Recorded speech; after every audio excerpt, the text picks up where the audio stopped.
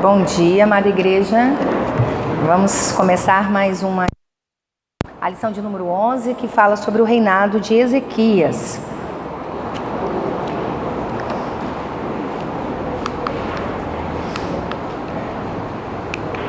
Primeiro, eu fiz um breve resumo para a gente entender quem foi Ezequias. Ezequias foi um rei muito importante, então a gente precisa, assim, estudar ele bem, o mais profundo que a gente consegue, porém uma aula também é pouco para isso. Então eu fiz um resumo aqui rápido, para a gente poder tentar entender melhor quem foi Ezequias. Primeiro, Ezequias significa Deus é a minha força. A origem dele, ele foi filho de um ímpio rei chamado Acás. Lá em 2 Reis 16, 7 e 8 diz assim: E Acás enviou mensageiros ao rei da Síria, dizendo: Eu sou teu servo e teu filho, sobre e livra-me das mãos do rei da Síria e das mãos do rei de Israel, que se levantam contra mim. Ele era rei do sul, de Judá, e ele estava pedindo ajuda para os assírios, o império assírio que estava vindo dominando tudo. E ele fala que era filho, que era servo desse rei, para que ele ajude, para que ele lute até contra o seu povo, contra o reino do norte. Então, o pai de Ezequias, o Acás, ele foi idólatra, ímpio, tudo aquilo que a gente viu daqueles reis que não agradavam o Senhor, ele também era. E Ezequias, ele aparece lá na genealogia de Jesus, em Mateus 1, no versículo 9 e 10, ele é citado, quer dizer, ele é extremamente importante. E ele também, irmãos, para estudar essa aula, eu até comentei com o pastor, uma pena que uma aula só, ela se torna pequena, porque o livro, a história de Ezequias, o reinado de Ezequias, ele é falado em 3 livros.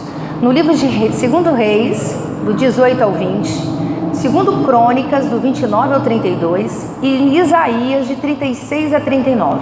Então, são 11 capítulos na Bíblia falando sobre esse reinado. Então, a gente vê que algumas passagens falam somente um versículo, 3 versículos de alguém, e ele é falado em 11 capítulos em todos os livros da Bíblia.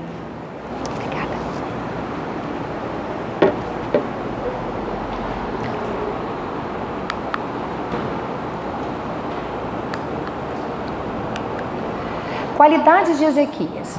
Primeira qualidade dele, ele confiava extremamente no Senhor. Segundo, ele era um rei que orava, o que a gente já aprendeu até agora que não é uma característica dos reis, principalmente do reino do norte. Aqui ele é o reino do sul, mas uma característica da maioria dos reis, eles nem acreditavam e nem confiavam no Senhor, muito menos oravam. E Ezequias era um rei que orava muito ao Senhor. E terceiro, ele amava a palavra do Senhor e a obedecia. A gente vai ver em alguns textos, em algumas partes, que ele fala, ele cita de coisas que ele trouxe das leis de Moisés, ele trouxe novamente para o reino. Então ele se importava muito com o que a palavra do Senhor falava, dizia e obedecia e cumpria. Porém, como todo ser humano, como nós também, ele tinha fragilidades. A gente vai ver aí durante o estudo que ele foi um homem também sujeito a dilemas, na vida, como nós somos também cheios de fragilidades. Que Ezequias, está lá no livro de 2 Reis 18:5. Confiou no Senhor Deus de Israel, de modo que depois dele não houve seu semelhante entre todos os reis de Judá, nem entre os que foram antes dele. A gente está falando aqui, irmãos, do reino de Judá lá do sul, tá? Não é o reino unificado, porque a gente, quando está estudando rápido, assim, eu até lembrei, falei, nossa, mas Davi, mas aí depois a gente volta e se atenta que está falando do rei de Judá. Então, lá no reino do sul de Judá não houve rei, nem antes e nem após ele, que tenha sido exemplo como ele foi. Aqui eu coloquei o rei, ficou claro, o reino de novo, porque na aula passada nós estudamos que o reino do norte ele está no cativeiro, Ele foi a Síria cercou e tomou a Samaria. Porém, quando o rei Ezequias assume o trono, esse acontecimento ainda não tinha ocorrido. Então eles ainda quando Ezequias herdou o reino de Judá, o reino do sul, o reino do norte ainda estava aqui, sem ser tomado pela Síria, tá? Então ele reinou aqui, ele assumiu aqui quando o pai dele morreu, e aqui no Reino do Norte era o 3º ano do rei Oséias, que foi o rei que a gente viu que foi quando Samaria foi tomada. Então era o 3º ano de Oséias, foi quando Ezequias assumiu o Reino do Sul. Aí nós vamos começar agora a lição que fala sobre o reinado de Ezequias, tá? O que aconteceu neste reinado, para ser tão marcante, né? Tão importante. Vou pedir vocês para abrir o livro de 2 Crônicas, o capítulo 29. Tinha Ezequias 25 anos de idade quando começou a reinar e reinou 29 anos em Jerusalém. E era o nome de sua mãe, Abia, filha de Zacarias. E fez o que era reto aos olhos do Senhor, conforme a tudo quanto fizera Davi seu pai. Ele, no ano 1º do seu reinado, no mês 1º, olha que interessante, irmãos, aí a gente já pode até dar uma paradinha. Diz que no 1º ano dele, no 1º mês dele, o que ele fez? Ele abriu as portas da casa do Senhor e as reparou. E trouxe os sacerdotes, os levitas, e os ajuntou na praça oriental. E lhes disse: ouve-me, ó levitas, santificai-vos agora, e santificai a casa do Senhor, Deus de vossos pais, e tirai dos santuários as imundícias.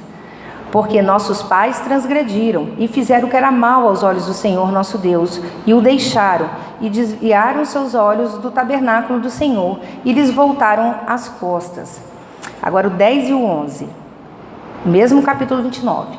Agora me tem vindo ao coração que façamos um concerto com o Senhor, Deus de Israel, para que se desvie de nós o ardor da sua ira. Agora, filhos meus, não sejais negligentes, pois o Senhor vos tem escolhidos para estardes diante dele, para o servirdes e para serdes seus ministros e queimardes incenso. 16. E os sacerdotes entraram dentro da casa do Senhor para purificar e tiraram para fora, ao pátio da casa do Senhor, toda a imundícia que acharam no templo do Senhor. E os levitas a tomaram para levarem para fora, ao ribeiro de Cedron.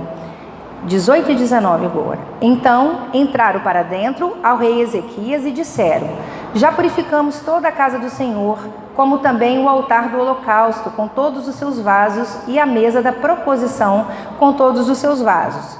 Também todos os vasos que o rei Acaz, seu pai, no seu reinado lançou fora na sua transgressão, já preparamos e santificamos, e eis que estão diante do altar do Senhor. Então, irmãos, a primeira coisa que a gente vê é que o primeiro ato que ele fez foi aquilo que eu já até citei lá. Ele, no 1º mês, do 1º ano do reinado dele, ele se preocupou em restaurar a casa do Senhor, em santificar a casa do Senhor. Ele era um rei jovem, com 25 anos, filho de um rei altamente idólatra, perverso. Aí vem a dúvida: como é que veio um filho,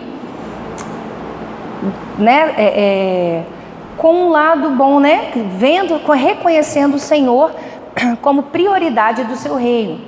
Ele teve como exemplo, ele preferiu seguir Davi, que foi um exemplo a ser seguido, do que o pai dele, que era totalmente idólatra e perverso. E aí a gente até vê, às vezes a gente vê algumas mães que os pais, ou o inverso, os pais, que a mãe não são cristãos, não direcionam o filho para o caminho do Senhor e acha que sozinho não vai conseguir porque o outro não ajuda. Isso é a prova, irmãos, também que a nossa santificação, a nossa salvação independe de quem é o nosso pai, quem é a nossa mãe. A gente viu no reino de Joás o inverso, né? Joás teve Joiada, que o direcionou, que falou, que orientou os caminhos do Senhor, ele seguia, fazia tudo direito. O dia que Joiada morreu, ele se desviou. E aqui a gente tem o inverso. A gente tem um filho de um homem mau, de um homem perverso, mas que escolheu seguir o Senhor, que escolheu dar prioridade em seu reinado nas coisas do Senhor. A primeira coisa que ele fez, está dizendo no 1º mês, não foi reformar palácio, não foi nada, foi abrir e restaurar a casa do Senhor. Então acho que por isso, um dos motivos de tantos capítulos na Bíblia está falando sobre ele, da importância dele. No versículo 4, ele propôs para os levitas e para os sacerdotes uma aliança com Deus, né? Ele diz: vem, se santifica a casa do Senhor. Vamos tirar as imundícias que estão aqui dentro, né? Que esse povo idólatra trouxe. Então ele faz essa aliança com os levitas, né? Que já estavam esquecidos. Eles não faziam mais o papel que eles deveriam fazer dentro do reino. Ele tinha um coração disposto a fazer a vontade de Deus. Ele queria agradar o Senhor. Ele queria que o Senhor se agradasse do reino de Judá. Então ele não tentava fazer só o que era bom para ele. Ele estava tentando fazer com que a nação se voltasse para o Senhor, que a nação voltasse a adorar o Deus vivo, o Deus de Israel, né, que eles já haviam abandonado. No versículo 18, que nós lemos, eles jogaram fora todas as coisas impuras. Eles entraram lá e fizeram faxinão, jogaram tudo fora, tudo que não era, né, que eles foram depositando lá, e estabeleceu o culto conforme a lei de Moisés. Então, por isso que eu falei lá que ele se importava com a palavra, ele se importava com o direcionamento, com as leis de Moisés, porque ele queria fazer o que agradava o Senhor. E ele, com isso, ele instaurou um avivamento naquele lugar. As pessoas começaram a se envolver, os sacerdotes começaram a se envolver, os levitas e todos eles vivendo, e eles criaram um avivamento. A gente vai ver na frente aqui momentos lindos, momentos assim, impactantes, principalmente para a época que eles não viviam mais aquilo, né? Agora, para a gente verificar a questão da adoração, ele fala, eu já falei, né, que ele foi um reformista, ele veio trazendo tudo novo, mudando tudo, ele purificou os lugares sagrados, tanto dentro, lá no templo do Senhor, tudo que não prestava, que não servia, ele fez com que fosse tudo da forma que era para ser, de acordo com as leis de Moisés. E a adoração nacional, a gente vai ler lá em 2º livro de Reis, 29, que aí a gente vai ver quando ele começa a envolver, né, toda a nação. Então, o rei Ezequias se levantou de madrugada, ajuntou os maiorais da cidade e subiu à casa do Senhor. No versículo 27, 28 e 29 agora. E deu ordem a Ezequias que oferecesse um holocausto sobre o altar. E ao tempo em que começou o holocausto, começou também o canto do Senhor, com as trombetas e com os instrumentos de Davi, rei de Israel. E toda a congregação se prostrou quando cantavam um canto e as trombetas tocavam, tudo isso até o holocausto se acabar. E acabando de oferecer, o rei e todos quantos com ele se acharam, se prostraram e adoraram. Então assim, até cita primeiro o rei, e todas as pessoas que estavam ele se prostraram e adoraram. Imagina que cena linda, né, deles vivendo isso, esse avivamento dentro da igreja, porque já não tinha isso. E eu fico pensando assim, né, igual eles que aceitaram, que acreditavam no Senhor, trombetas, deveria ser uma coisa assim, linda, né, nesse momento aqui, eles estavam resgatando aquilo que eles já haviam perdido há muito tempo, né, e eles estavam, o rei, prostrando-se e adorando o único que é digno de toda a honra e toda a glória, e tento imaginar como o Senhor, né, aceitou isso deles, vindo deles, né. E Ezequias, ele estava empolgado, ele queria voltar também com a festa da Páscoa, celebrar a Páscoa, porque há muitos anos eles não faziam isso, né?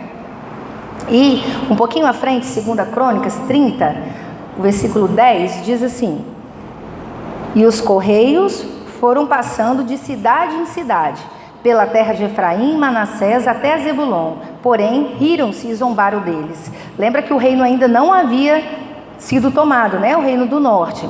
E aí ele queria que isso fosse nacional, e ele começou a mandar os correios também para o reino do norte. Ele queria que todo o povo participasse dessa adoração ao Senhor, né? Desse avivamento. Todavia, alguns de Asser, de Manassés e de Zebulon se humilharam e vieram a Jerusalém. Em Judá, agora é o 15. Então, sacrificaram a Páscoa no dia 14º do 2º mês. E os sacerdotes e levitas se envergonharam e se santificaram e trouxeram holocaustos à casa do Senhor. Tá vendo? Então ele está no 2º mês do seu reinado e ele então já faz a comemoração da Páscoa. No 21 diz assim: e os filhos de Israel que se acharam em Jerusalém celebraram a festa dos pães asmos 7 dias com grande alegria. E os levitas e os sacerdotes louvaram ao Senhor de dia em dia, com instrumentos fortemente retinantes ao Senhor. 26. E houve grande alegria em Jerusalém, porque desde os dias de Salomão, filho de Davi, rei de Israel, quando o reino ainda era unificado, tal não houve em Jerusalém. Nunca mais tinha acontecido uma festa tão linda, desde a época de Salomão. Olha quantos reis já se passaram e nunca mais havia acontecido isso, né?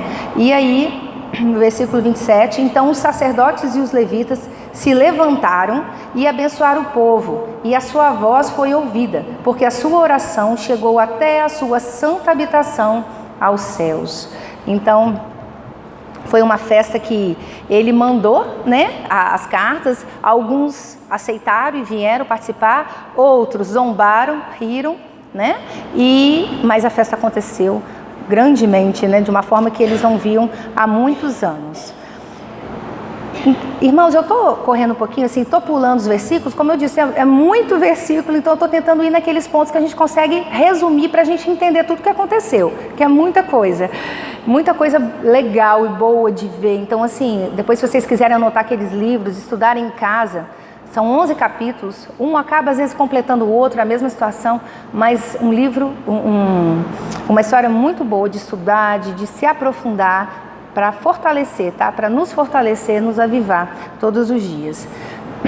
Em 2 Crônicas 31:1 diz assim: e acabando tudo isto, todos os israelitas que ali se achavam saíram às cidades de Judá e quebraram as estátuas, cortaram os bosques, derribaram os altos e altares por todo Judá e Benjamim, como também Efraim e Manassés, até que tudo foi destruído. Então tornaram todos os filhos de Israel, cada um para a sua possessão, para as cidades deles. Então eles voltaram para as suas cidades, né? Mas primeiro, o avivamento foi tão forte, foi uma certeza tão grande do Senhor para eles, que eles, antes de ir, foram lá e terminaram e quebraram tudo que havia ficado. E aí, irmãos, nessa passagem eu fiquei pensando, quando a gente às vezes aqui, quem vem às vezes abrir o culto, ou durante o culto, o louvor, a gente fala assim, que quem entrou aqui possa sair melhor do que entrou, de uma forma melhor do que entrou.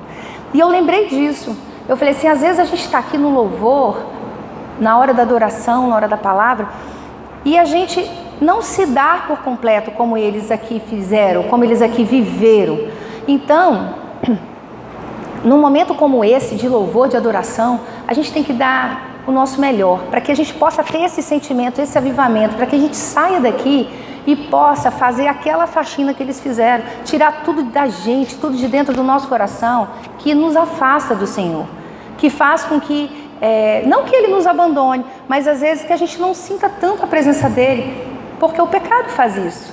Então, não vamos ser perfeitos e santos, porque não somos, né? Nós nunca seremos, mas precisamos buscar a santificação, para que a gente possa nos sentir mais próximos do Senhor. Então, na hora do louvor, na hora da adoração, vamos tentar viver isso de uma forma intensa. O Senhor está nos ouvindo, o Senhor está aceitando o nosso louvor. Então, a gente precisa sair daqui cheios do Espírito Santo, cheios de certeza que o Senhor é conosco, como eles tinham, né? Como eles fizeram. E aí, a síntese desse tópico diz assim, que é perfeito, né? Quando nos voltamos para Deus, as mudanças de comportamento e atitude são inevitáveis, pois a sua santidade nos constrange. E é isso que a gente está falando, você está vivendo no meio de um momento de adoração, de louvor, a gente vai buscar ser pessoas melhores, a gente vai buscar nos aperfeiçoar, porque a santidade dele nos constrange. Se você... quem for não sentir isso, tem alguma coisa de errado. Se você não se sentir constrangida quando estuda a palavra, quando lê, quando louva, e de ver como o Senhor é grande, como eu sou tão pequenininha e como eu faço tão pouco de perto do que o Senhor precisa. Tem alguma coisa de errado, irmãos. A gente precisa ser incomodado, a gente precisa sentir que precisamos fazer cada dia mais, porque tudo que fizermos vai ser pouco para o Senhor, porque ele merece, não é o que ele precisa, né? Porque ele não precisa de que a gente faça nada por ele, mas ele merece o nosso melhor. E aí, no segundo item, a gente vai estar falando sobre o Senaqueribe, que é o rei, então, da Síria, do Império Assírio. O que acontece? Lembra quando Ezequias assumiu o trono? Era o 3º ano de Oséias, então ainda existia o reino do norte. Quando chegou no 6º ano de Ezequias, que era o 9º ano de Oséias, foi quando Samaria foi tomada, então eles foram para o cativeiro assírio, no 6º ano de Ezequias. Quando chegou no 14º ano de Ezequias, Senaqueribe chegou perto, né? Falou, não, eles vinham tomando, né? Se tornando uma potência, um império gigantesco, potente, e aí ele chegou até Jerusalém. E aí ele foi e pediu, né? Como eles sempre faziam, eles davam presentes como uma forma de recompensa, de paz, né? E lá no livro de 2 Reis 18, espero que seja 2 Reis, não, 18, do 14 ao 16, a gente vai ler.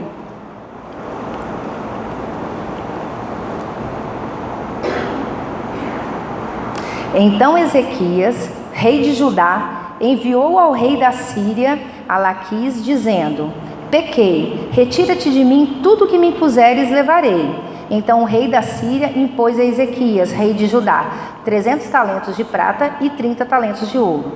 Assim deu Ezequias toda a prata que se achou na casa do Senhor e nos tesouros da casa do rei.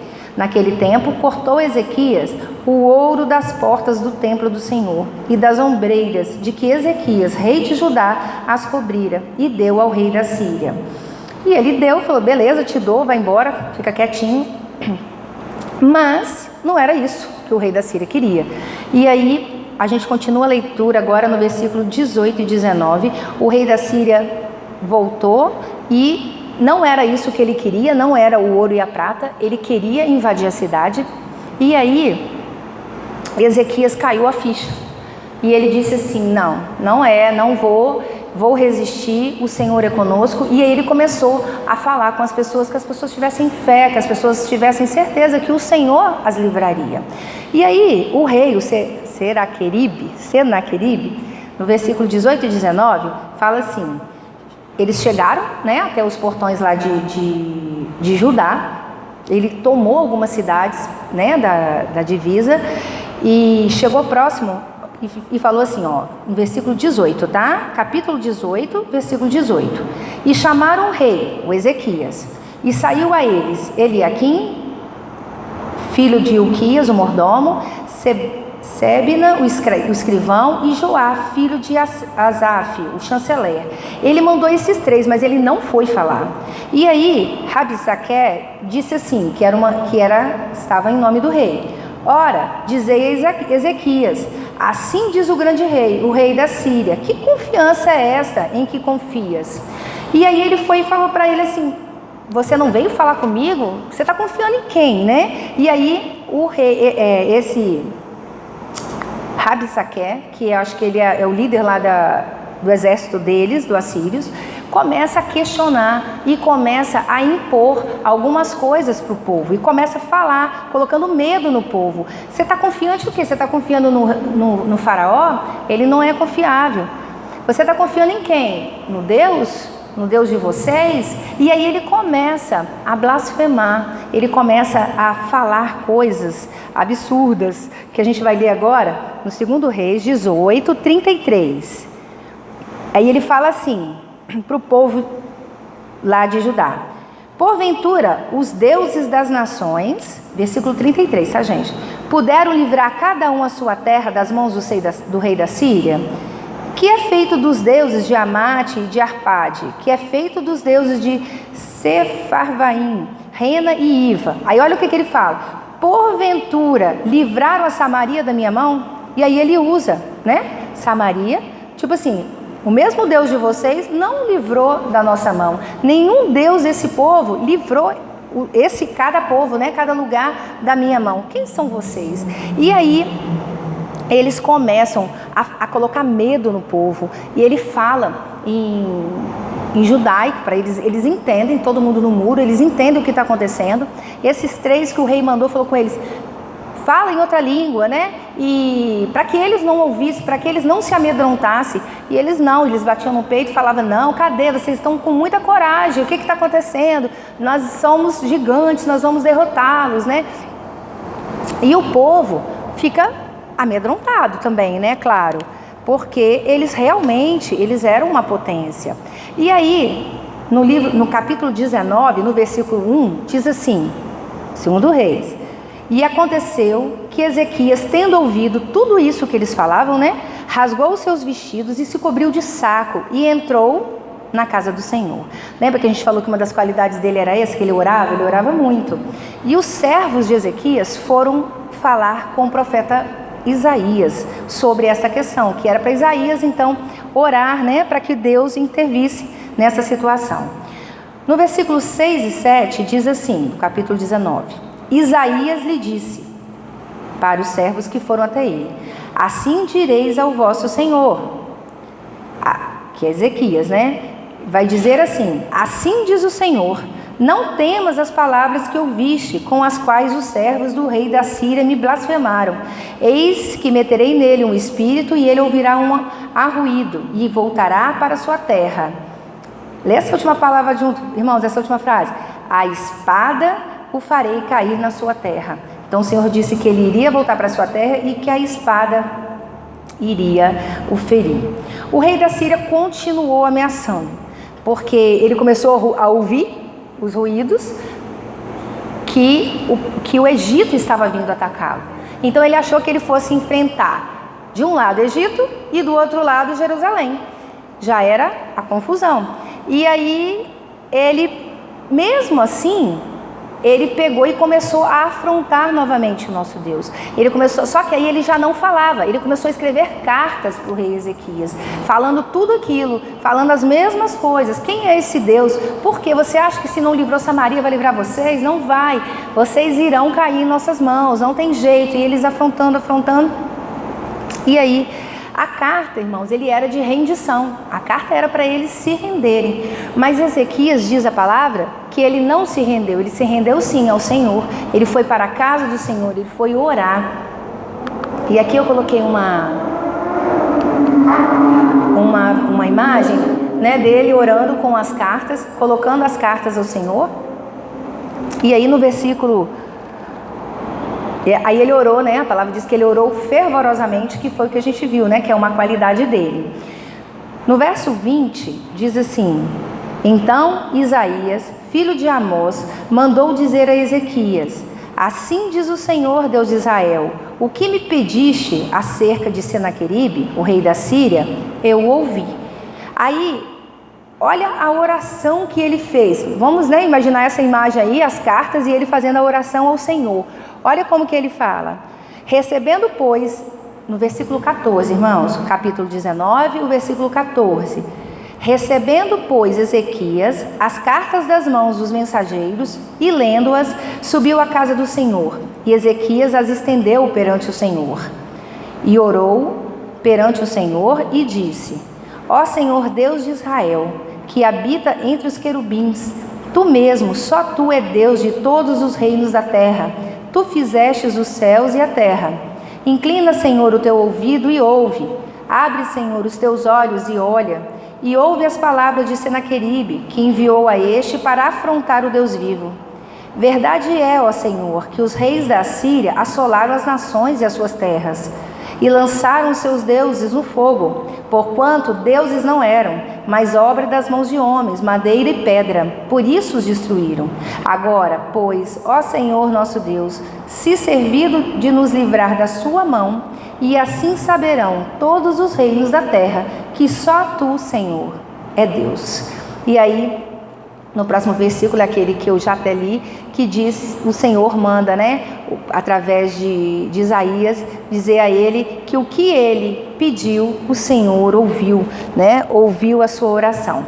E aí a gente vai ver agora, um pouquinho mais abaixo, no versículo 28, como foi que o Senhor fez isso. Que o Senhor disse que ouviu, ou seja, eles não iriam dominar, né, o rei de Judá. Então vamos ver o que o Senhor fez para que isso acontecesse, porque eles estavam lá, irmãos, com um rei, com um exército gigantesco. Então vamos ver o que o Senhor fez para estar livrando o reino de Judá.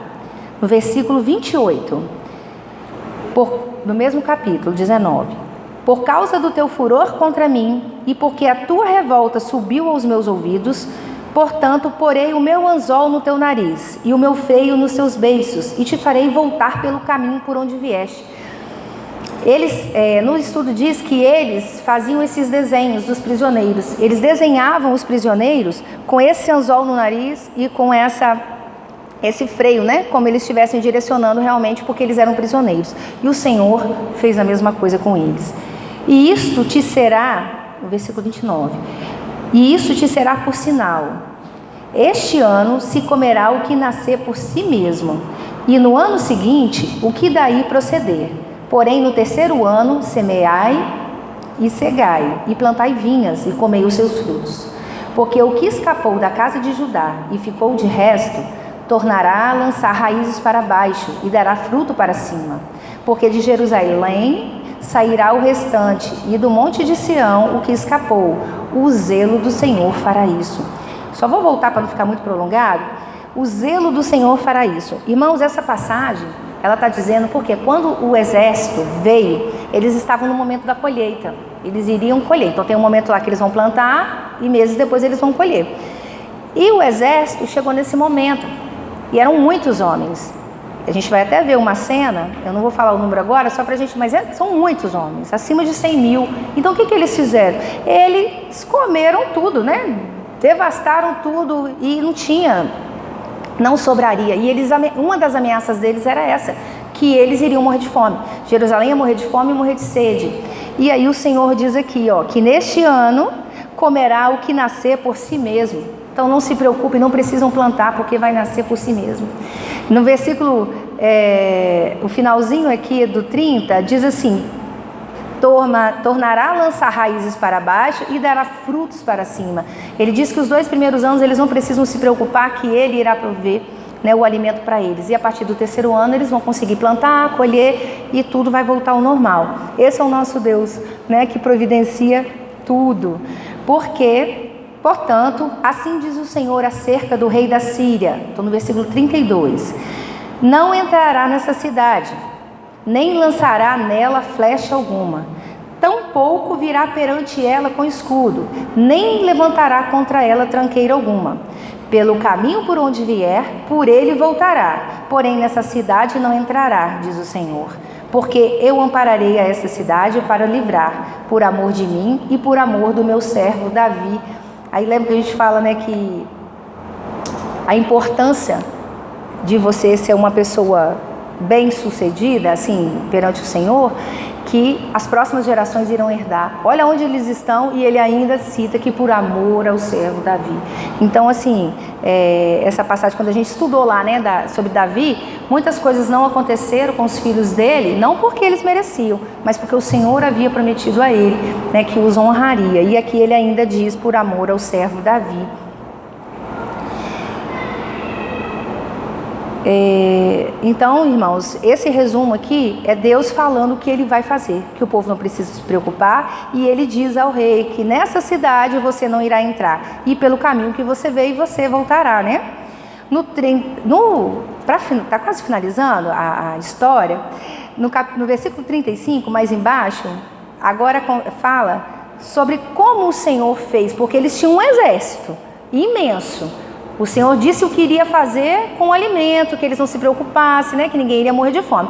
Mas o que ia fazer com aquele monte de homem, né, lá no quintal deles praticamente, né, cercando Jerusalém? E olha o que aconteceu no versículo 35. Sucedeu, pois, que naquela mesma noite saiu o anjo do Senhor e feriu no arraial dos assírios a 185.000 deles. E eles, levantando-se pela manhã cedo, eis que todos eram corpos mortos. Então Senaqueribe, rei da Síria, partiu e foi, e voltou, e ficou em Nínive.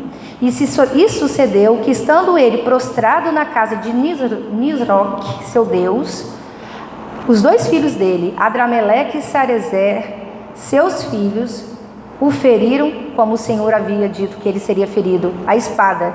Porém, eles escaparam para a terra de Arará e tal, e seu filho menor lá reinou. Mas aqui, eu li essa parte para a gente entender, eu até coloquei uma imagem, né, de um anjo vindo e exterminando 185.000 soldados da Síria. Então, uma reflexão que fica, né, para a gente: se não fosse a mão do Senhor, jamais eles iriam vencer, né? Jamais. E aí, uma coisa que fica assim, que deixa a gente muito impactado, não sei se vai dar para vocês verem, essa parte, eu botei esse mapa só para vocês terem ideia do que é o Império Assírio. Essa parte verde escura, são eles, lá em 824 a.C. 150 anos depois, toda essa parte clara, mais essa parte escura, é o Império Assírio. 150 anos depois. Então, olha isso, irmãos, olha o tanto de terra que eles conquistaram. E aqui está Judá. Não dá para vocês verem nessa aqui, mas aqui Judá está amarelinho. Isso aqui é verde claro. Ou seja, Judá não foi tomado pelo Império Assírio. Então, tudo foi tomado pelo Império Assírio. E Judá foi aqui preservada pelo Senhor, como ele havia prometido para eles.